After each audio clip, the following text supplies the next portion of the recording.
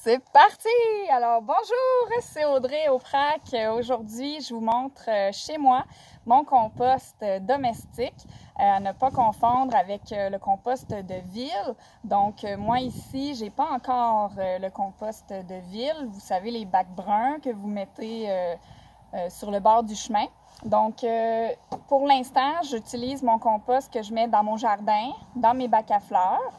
Et la différence entre les deux composts, pour ceux qui ont encore de la difficulté, c'est que dans le compost domestique, on ne met pas de viande, pas de produits laitiers. C'est pas mal la seule différence, en fait, avec le compost de ville et le compost domestique. Une des raisons, c'est que dans mon petit compost, ça va pas se décomposer assez rapidement et assez bien, entre guillemets, pour la viande. Donc, il va peut-être rester des bactéries, des éléments pathogènes qu'on veut pas nécessairement avoir dans notre jardin. Et aussi pour les petits animaux. On veut pas les attirer dans notre compost puis qui dérange tout, comme on dit. Donc, c'est la principale différence. Moi, ici, j'ai un petit bac en bois, comme vous voyez, que je mets à l'automne des feuilles mortes, puis des fois aussi des branches qui prendraient trop d'espace dans mon bac. Donc, je les mets là-dedans en attendant. Et j'ai un petit bac, en fait, j'en ai 3 sur le bord de ma porte d'entrée que je viens vider quand les 3 sont pleins, un petit peu paresseuse. Donc là, on est au printemps. Je n'ai pas encore ouvert mon compost. Je vais vous montrer à quoi ça ressemble. Ben, en fait, c'est pas vrai. Je l'ai ouvert tantôt. Je l'ai brassé un petit peu. Mais ça ressemble à ça. Donc, c'est des rognures assez fraîches, comme vous pouvez voir. Et dans ce bac en bois, c'est toutes les... c'est ça, des bouts de plantes, là, dans le fond. Et si on regarde, dans le fond, ça, c'est un compost que ça fait 2 ans que j'ai fait, que j'ai pas du tout enlevé.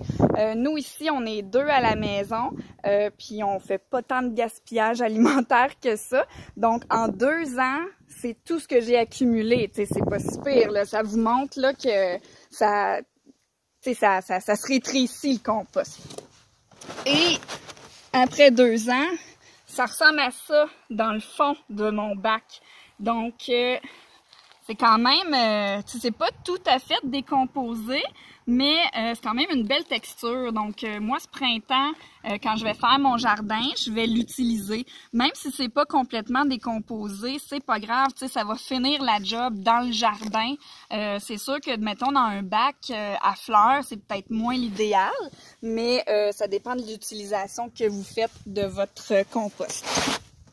Les outils que j'utilise, je vais vous réinstaller ici, chers amis. Donc, moi, les outils que j'utilise pour brasser mon compost, je prends un grand bâton comme ça que j'ai trouvé. En fait, c'est pas pour le brasser, c'est plus pour l'aérer. De temps en temps, à peu près 1 fois par semaine ou aux 2 semaines, quand il y a trop de stock dedans. Juste l'été, là, évidemment. L'hiver, c'est tout gelé, c'est quand même impossible à faire. Je fais juste des coups de même pour l'aérer.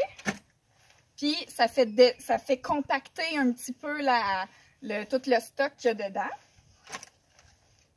Mais pas trop, parce qu'on ne veut pas déranger tous les micro-organismes puis les petites bébites là, qui sont bénéfiques dans notre compost.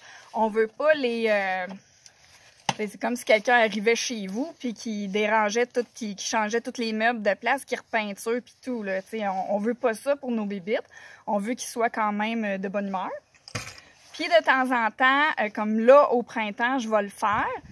Juste la moitié de mon compost, je vais prendre ma pelle, puis je vais le brasser comme il faut. Mais pas dans le fond, parce que je veux que ce qu'il y a dans le fond reste comme ça pour pouvoir l'utiliser dans mon jardin. Fait au printemps, je vais juste le brasser bien comme il faut. Ça va le réactiver. Fait que ça, c'est comme ça que j'utilise mon compost. En fait, là, tu sais, ça peut être super simple. On n'est pas obligé de se casser la tête. Moi, je mets tout dedans. Quand que je vois qu'il est trop mouillé, je vais rajouter plus de feuilles d'arbres secs ou du papier journal. Mais la plupart du temps, je vous avoue que je fais rien. Je fais juste attendre qu'il s'arrange par lui-même. Et s'il est trop sec, par exemple, là, je vais aller rajouter un peu d'eau.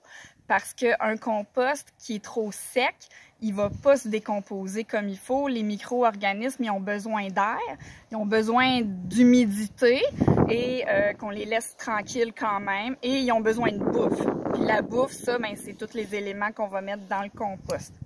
Donc, voilà. Puis si votre compost, il pue, ben, il faut que vous vous demandiez, est-ce que c'est moi qui ai une intolérance à l'odeur ou est-ce que c'est une odeur normale? Donc, voilà. Si vous avez des questions, vous pouvez toujours écrire aux filles au PRAC, où il y a aussi les incroyables comestibles du Suroît, qui sont une belle ressource. Et l'été, il y a la ville de Salaberry de Valleyfield qui ont des gens là, à l'interne là, qui peuvent vous aider.